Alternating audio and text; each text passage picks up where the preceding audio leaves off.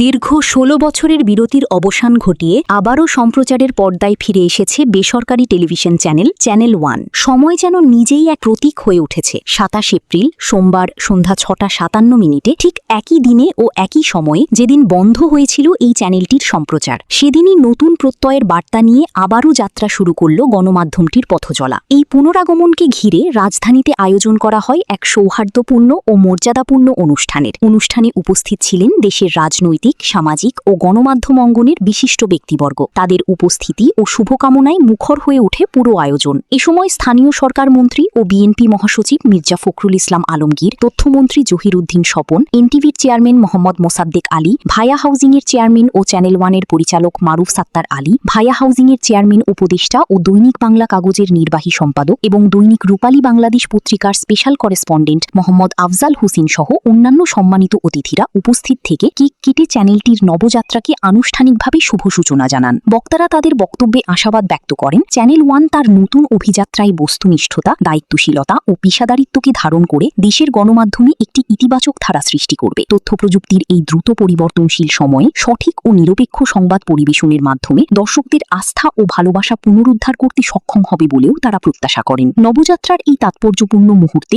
চ্যানেলটির ব্যবস্থাপনা পরিচালক গিয়াসউদ্দিন আল মামুনকে শুভেচ্ছা ও অভিনন্দন জানান বিভিন্ন গণমাধ্যমের কর্মীরা। তাদের মতে, এই প্রত্যাবর্তন শুধু একটি টেলিভিশন চ্যানেলের পুনরায় সম্প্রচার নয়, বরং এটি দেশের গণমাধ্যমের বহুমাত্রিক বিকাশের এক ইতিবাচক দৃষ্টান্ত। দীর্ঘ বিরতির পর চ্যানেল ওয়ানের এই প্রত্যাবর্তন গণমাধ্যম অঙ্গনে নতুন সম্ভাবনার দ্বার উন্মোচন করবে, এমনটাই প্রত্যাশা সংশ্লিষ্ট সবার। ১৬ বছর তাদের রাজনৈতিক প্রতিহিংসার কারণে তাদের প্রচার বন্ধ করে রাখা, চ্যানেলকে বন্ধ করে রাখা, এটা ছিল ফ্যাসিস্ট রেজিমের সবচেয়ে বড় একটা নজির, যে নিজেদের শাসনকে চিরস্থায়ী করবার জন্য কীভাবে গণমাধ্যমকে নিয়ন্ত্রণ করে রাখা হয়।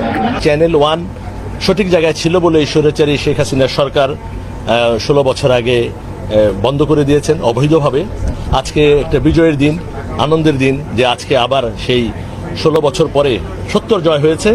আমাদের খেয়াল করতে হবে, মিডিয়াতে এখন অনেক রকমের প্রোপাগান্ডা চলে, সেই জায়গায় সত্যটা যেন তুলে ধরতে পারে সবার আগে এবং মানুষের কথা, দেশের কথা বলতে পারে, দেশের উন্নয়নে কাজ করতে পারে। তাহলেই চ্যানেল ওয়ানের সকল পর্যায়ের কর্মকর্তাদের কষ্ট আমি মনে করি সফল হবে।